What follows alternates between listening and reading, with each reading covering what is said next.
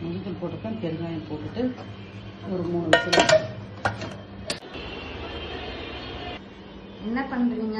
சாதம் வச்சுருக்கேன். இன்றைக்கி செவ்வாய்க்கிழமை கூட்டு தான் பண்ண போகிறேன். சாதம் வச்சுருக்கேன், உருளைக்கிழங்கு வேக வச்சுருக்கேன். இது பருப்பு போட்டிருக்கேன், சிறு பருப்பு கொஞ்சம் பண்ணிக்கணும். சொரக்காய் கூட்டுக்கு வந்து சிறு பருப்பு 3 பருப்பும் போட்டிருக்கேன். கடலை பருப்பு, துவரம் பருப்பு, சிறு பருப்பு. இப்போ சொரக்காவை போட்டுக்கிறேன்.